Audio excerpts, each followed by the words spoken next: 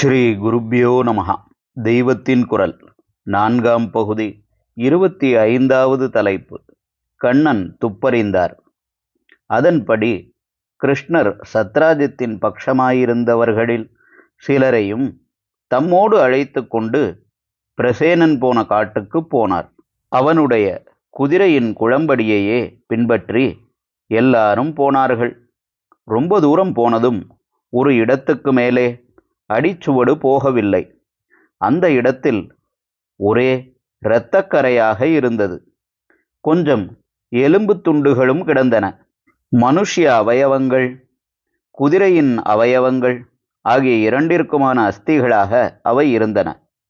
பிரசேனன் உடுத்தி கொண்டிருந்த வஸ்திரத்தின் கிழிசல், அவனுடைய ஆபரண துண்டுகள், குதிரையின் லகான், சேனம் முதலானதுகளின் அறுதல்கள் எல்லாம் சிதறுண்டு கிடந்தன.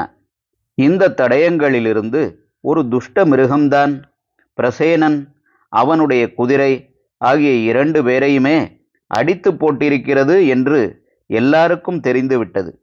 மனுஷ்யர்களை வைத்து பகவான் அடித்து போட்டிருந்தால் இப்படி ஏதோ கொஞ்சம் அஸ்தி இருந்த மாதிரி இல்லாமல் அழுகிப்போன முழு உடம்புகளும் அல்லவா இருந்திருக்கும். ஆனால் இதை எப்படி கன்க்ளூசிவ் ப்ரூஃப் என்று சொல்வது? முதலில் மனுஷ்யர்கள் அடித்து போட்டுவிட்டு அப்புறம் அந்த மிருத சரீரங்களை புலி, சிங்கம் எதுவாவது தின்றிருக்குமல்லவா? இப்படி கூட போனவர்களின் சந்தேக மனஸ் நினைத்தது. அதோடு கூட மற்ற ஆவரணங்கள் உடைந்து கிடைந்து காணப்பட்டாலும் முக்கியமான செமந்தகத்தை காணோமே. இது சந்தேகத்துக்கு பலம் கொடுத்தது. இந்த சமயத்தில் நல்ல வேளையாக பகவான் அங்கே சிங்கம் வந்துவிட்டு போன அடையாளங்கள் பதிந்திருப்பதை கவனித்தார். அந்த வழியில் போகலாம், எங்கு கொண்டு போய் விடுகிறதென்று பார்ப்போம், அதிலிருந்து மேலும் க்ளூ கிடைக்கலாம் என்று மற்றவர்களையும் அழைத்து கொண்டு சிம்மம் போன வழியிலே போனார். கொஞ்ச தூரம் போனதும் சிங்கத்தின் பிரேதம் கிடந்தது. நம் தேசத்து கரடி மாம்சபக்ஷினி இல்லையோ?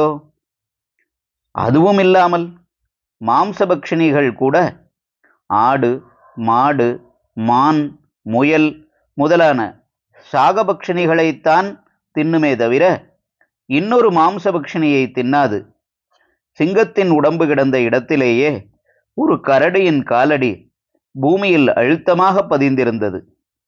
சிங்கம் முதலான மற்ற எந்த மிருகங்களையும் விட கரடிக்கு பாதம் பெரிசு.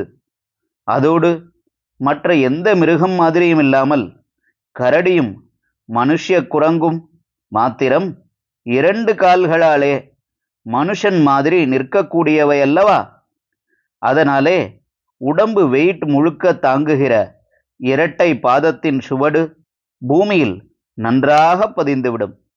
அதிலேயும் மகாபலசாலியான ஜாம்பவானுடைய உடம்பு என்றால் கேட்பானேன்?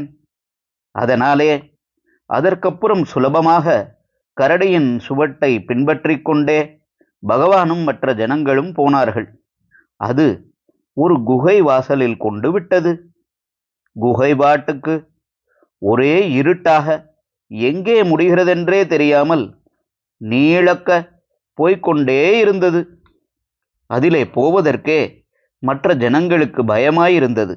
அவர்கள் ஏற்கனவே அவரை சந்தேகித்தவர்களாயிற்றே. அதனால் என்ன நாடகமோ நடித்து கடைசியில் நம்மை குகையிலே தள்ளி ஆபத்துக்கு ஆளாக்கிவிடப் போகிறானே என்று நினைத்தார்கள். கிருஷ்ணரின் ஸ்வபாவமோ என்றால் பிரத்தியாரை ஆபத்துக்கு காட்டிக் கொடுக்காமல் தாமே அதை ஏற்றுக்கொள்வதுதான். ஆபத் பாந்தவனாகவே இருப்பவர் அவர். அதனாலே கூட வந்தவர்களை குகைக்கு வெளியிலேயே இருக்கும்படி சொல்லிவிட்டு அவர் மட்டும் அதற்குள்ளே போனார். நீல ஜோதிஷாக அவருடைய சரீரமே பிரகாசிக்க அந்த வெளிச்சத்திலேயே இருட்டு குகைக்குள் போனார். ஹரஹர சங்கர, ஜெய ஜெய சங்கர. தெய்வத்தின் குரல் மேலும் ஒலிக்கும்.